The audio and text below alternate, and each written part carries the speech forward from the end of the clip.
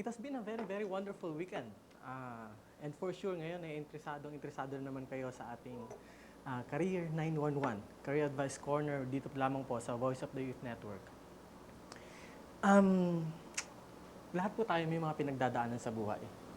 At hindi laging masaya. Minsan malungkot, minsan natatakot tayo. Napakadaming emotions. At isa lamang po ang pinapakahulugan nito, na ang buhay hindi steady, nagbabago at nagbabago siya. Ngayon, ang challenge is paano ka makaka-cope doon sa pagbabago ng buhay, sa pagbabago ng mundo. Ngayon pong hapon, samahan ninyo ako sa Career 911 upang talakayin ang isa na namang napakagandang episode, segment, na nagdadala ng isang law, tinatawag na the law of the season. Okay. Letter sender po natin, bago tayo magsimula at bago ko i-welcome ang guest natin ngayong hapon, ay si Ira from Quezon City. Ang sabi po niya sa kanyang letter, Mr. Lloyd, I have seen your blogs and I have read almost each of them. I'd like to thank you for the wisdom. I am writing because I am confused whether to quit my job or stay into it. I love my work pero marami rin ang naninira sa akin dito. Hope to hear from you. Thanks, Ira, for the letter. Well, given na sa buhay yung maraming maninira sa iyo Kahit may ginagawa kang tama, kahit may ginagawa kang makabubuti para sa iba, given na yun, maraming maninira sa iyo. Pero ang gusto kong sabihin sa iyo ngayong hapon, dalawang bagay lamang. Una, learn to hold on during rainy season. Bigyan kita ng kwento. 2 days ago, I was able to have a date. Yan, nakipag-date ako. And it was a very, very sweet moment for me that really, merong kilig moment dun sa date na yun. And guess what? I treat the girl sa isang first-class restaurant dito sa Trinoma. And wow, ibang-iba talaga ang feeling. Para kang nasa heaven. But here's what. Your date is only as good as it is happening. Just like in your career, right? Hindi guarantee na may ginagawa kang maganda, well, forever na yon.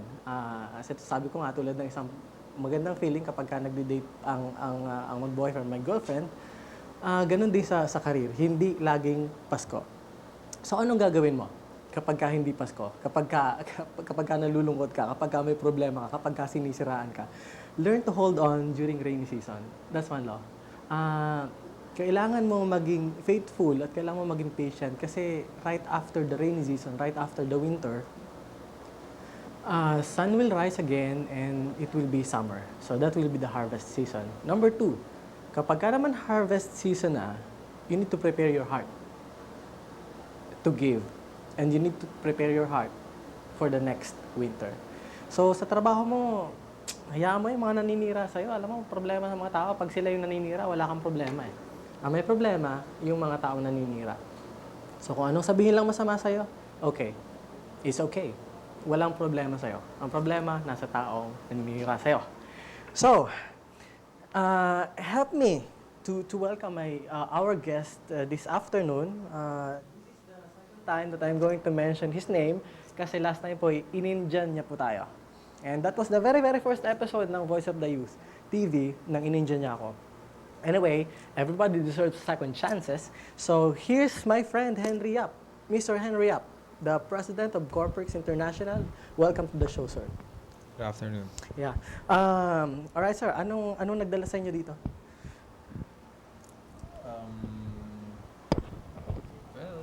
Invitation from you. Invitation, yeah. I can see that. That's why you're here. So, you are the president of Corporix International, right? Tell us something about this Corporix, itong trabaho, itong negosyo ninyo. And let's see if Ira can get something from what we have learned from your business. Well, for Corporix International, we started this last year with a vision which is to have an empowered Christian nation. And of course, our mission is to empower the nation.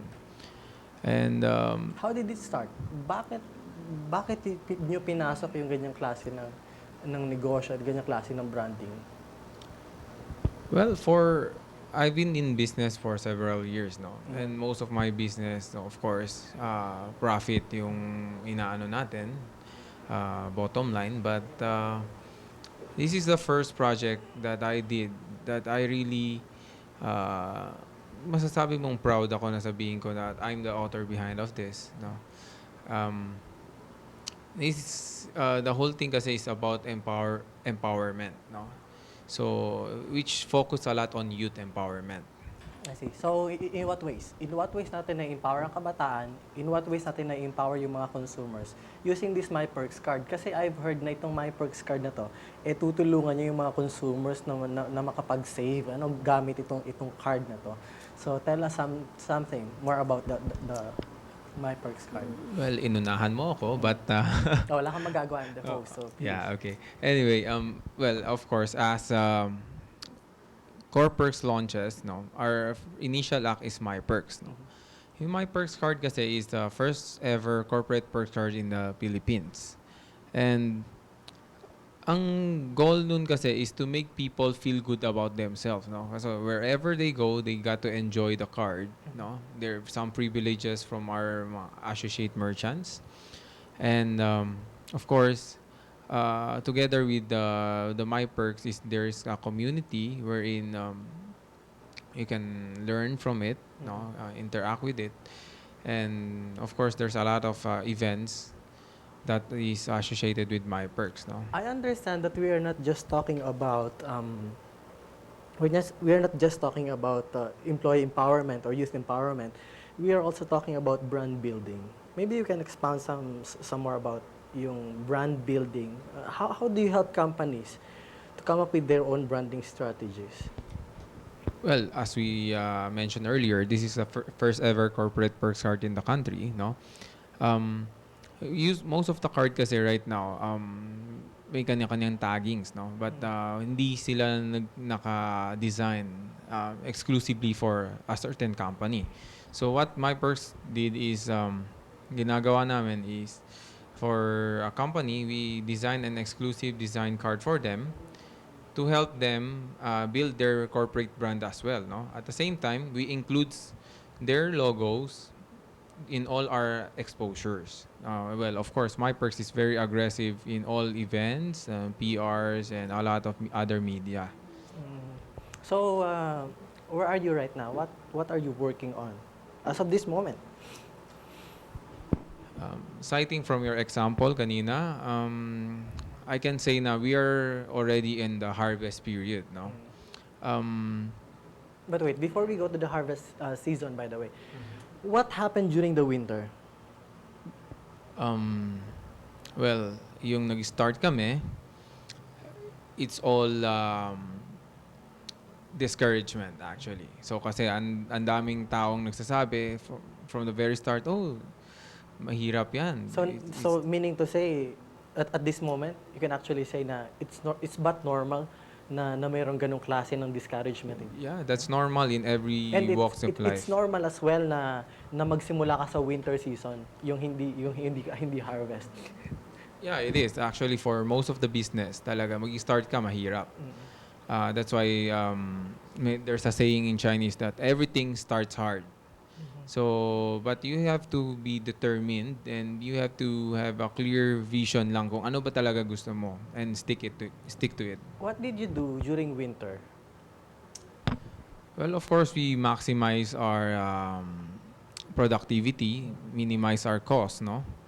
And we went out to look for allies, that would help us to go through this winter season of ours.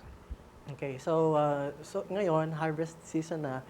What else do you expect to happen in the next maybe couple of months, in the next couple of years? What else? I understand from the structure that I've seen, yung Corpex is meron siyang tatlong brand na parang in-under. So maybe you can just tell a bit about those brands. Okay, just as I mentioned earlier, we started with My Perks. Now, My Perks is the first ever corporate perks card in the country. It also promotes corporate branding for mga companies and mga merchants naman, we help you boost your sales, no? And next to it is Fit and Well, which we will be launching it on October 10. Fit and Well kasi it's a free seminar that would be given to around 20,000 people from various walk in life. Our goal is to promote physical fit and mentally fit, and of course overall wellness like career, finance, leadership, and of course most important is the spiritual. And we are also working with Ayala Young Leaders for a refuge. The refuge project is resources and fund generation. It So in all of this, did you ever find fulfillment in what you're doing? Yes, actually. In case may mga tao bang they're trying to just, put you down or pull you down because you're doing all of this stuff. Are other people who are doing that? Uh, right now naman, wala na masyado. No? But yung start, medyo marami. But I'm expecting in the future, meron pa rin yun. Meron pa rin. Ganun talaga. Lalo na. That's normal. Alright. So Ira, if you can just listen to what Mr. Henry Yap is telling you, it's just I think and we believe that it's normal for you to have those detractors around you. You see, as I told you before, hindi naman forever yun, no? And that means na walang double night. Pag natulog ka ngayong gabi, just hang on. Darating yung umaga, hindi pa pwedeng gabi uli ang kasunod ng isang gabi. So yeah, what else do you expect from My Perks and your activities? Well, for My Perks, it's a truly nation empowerment movement, and we believe that every Filipino can do something about it. Our current situation, and of course, hindi natin tatanggapin na we are just third-class country or third-class citizens. And we did it before, we can do it better. Yeah. Okay, as long as we are stick together. Right. Thank you so much, Mr. Henry Yap. We would Thank like you. to have more of you in the next episodes that we're going to have here. Alright, in as much as gustong-gusto pa po nang mag-extend, wala po kayong magagawa, ayaw na po ng orasan naming tumakbo, it's 6 o'clock na naman po ngayon, at magpapaalam na po kami. Voice of Life Television po ay maaari nyo makita rin sa votitv.multiply.com. Mag-email din po sa votitv@gmail.com, at para naman po sa iba pang mga karagdagang impormasyon, pwede rin po kayong bumisita sa www.lloydluna.com. Maraming salamat po sa panonood. Hanggang sa muli. Ito po ang Voti Television.